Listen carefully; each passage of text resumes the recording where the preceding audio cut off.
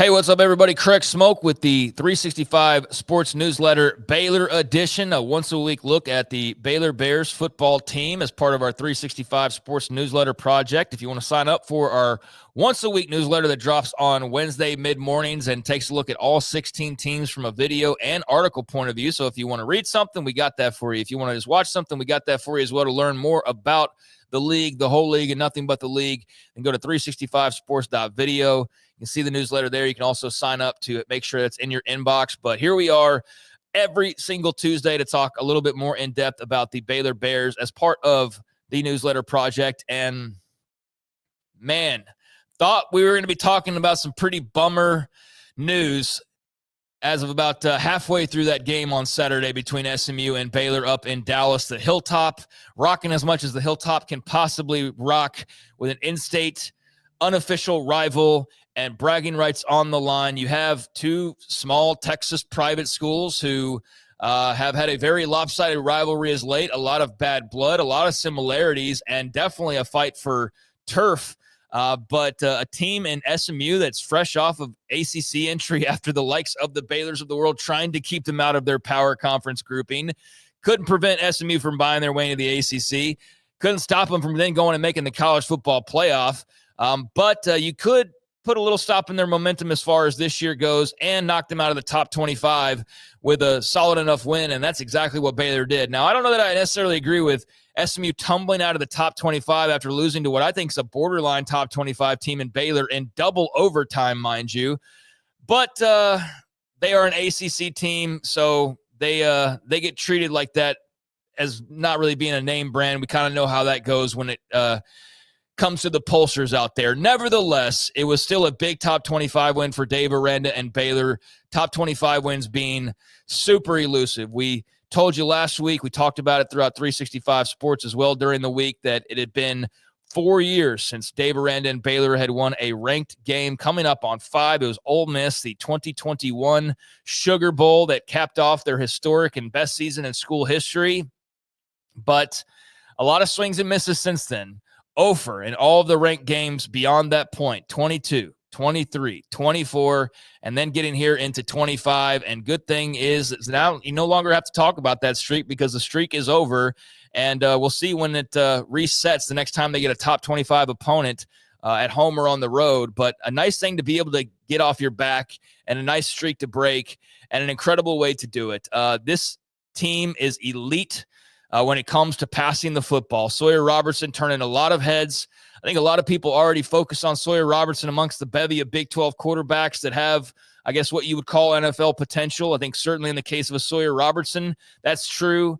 Rocco Becht, Josh Hoover, and the list goes on in this league. But who's the best of the best? I think we're seeing that play out in real time. Sam Leavitt didn't look great last week against Mississippi State. Doesn't look all that great post Cam Scadaboo either, but he's another name that you would throw into that mix. But where does Sawyer Robertson fit? Well, right now, I think he's playing as well as anybody. Was not overly impressed with week number 1. The stats looked pretty good, but the overall performance, if you actually watch the game, that's why you can't just look at box scores, because it was a little bit of a different story when you dove down into actually how things unfolded. But after a week of hand-wringing over him not running the ball enough or maybe not being sharp enough, Sawyer Robertson ultimately, when the dust settled on Saturday, had one of the best performances in the entire country. 34 of 50, 440 yards, 8.8 yards per throw, 4 touchdowns, a QBR, which is not always the most exact science, but when it's 91.8, you point that out because, damn, that looks good. That's an A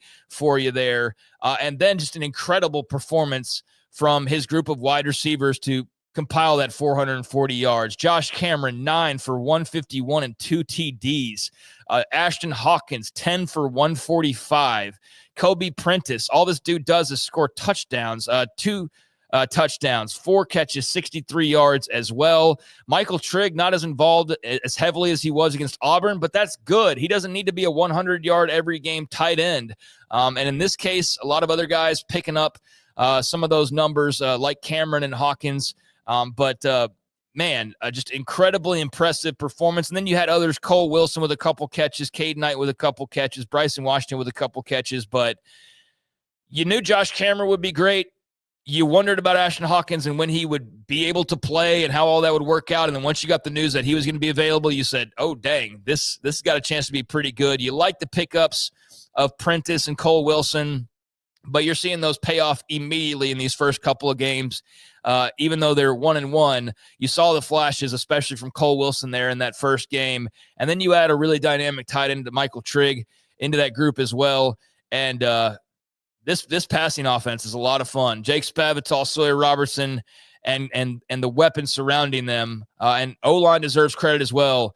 They have a very fun attack, and it's one of the best in the country. Now, the running the football part, still a bit of a work in progress. Took a step forward there, I think, on Saturday. Respectable enough numbers, although you'd like to probably see the average tick up a little bit, but 44 carries, 161 yards, and 2 TDs. So I don't think you're planning on running nearly 100 plays every game or going double overtime every game. But that was a much more respectable number, certainly, than what we saw against Auburn. So very encouraging signs on offense. The passing offense, though, is dynamite, and very excited to see how that continues to get better since we've got 10 games, if not 11 or 12, still remaining at this point. And I guess technically there could be 13 or 14, depending on what the Bears do the rest of the way. But what a damn win that was. I mean, what a terrific win, snatching, victory from the jaws of defeat.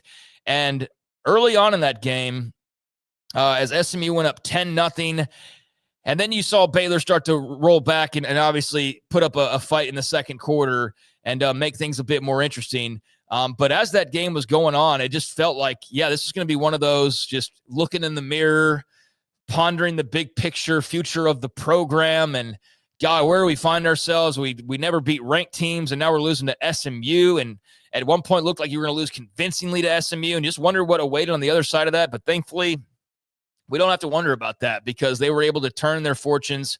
And I think that team really showed a lot in that win on Saturday. So an electric performance from Sawyer and the offense and defense making enough plays, special teams making enough plays, in particular the field goal there at the end in light of SMU missing their own opportunity to maybe force that into 3 overtimes.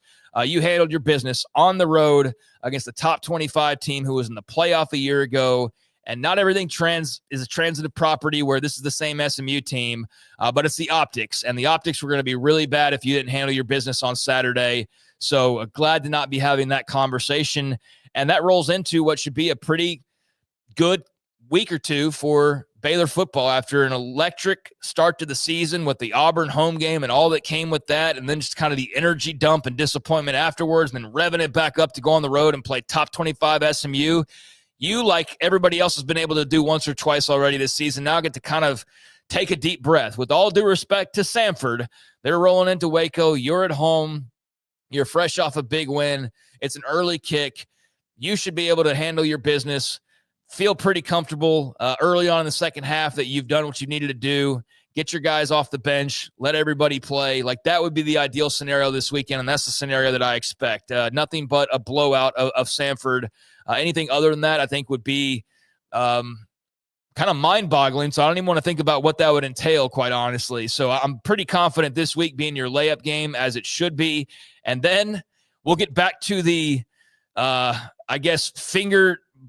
nail-biting, sort of stressful, big game buildup of like, oh, my God, big picture, what is this going to be? Because Arizona State looms right around the corner. So a good time for Baylor to kind of catch their breath after a couple of very tough non-conference games. They come out on the other side of those 2 big games, 1-1, which I think you would have taken prior to the season. Would have loved 2-0, but 1-1 sure beats 0-2, and you were staring 0-2 in the face, at least early on in Dallas last Saturday. So 1-1 should be 2-1, and then let the drum beats start and let the conversation start for Baylor versus Arizona State in Waco.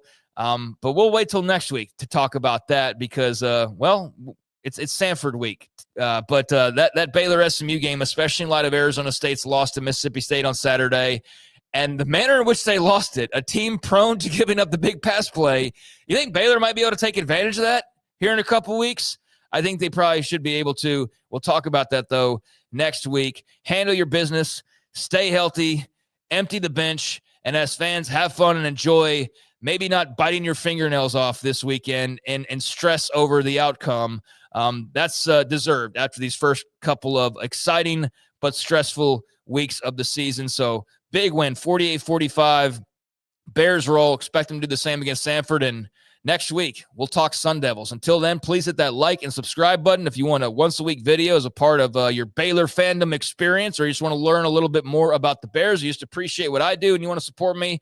I thank you very much for that as well. And go subscribe to the newsletter to see a video like this and videos for every team and articles about every team. 365sports.video is where you can find that newsletter that drops every single Wednesday. Until next time, I'm Craig Smoak, and this has been the Baylor edition of the 365 Sports Newsletter.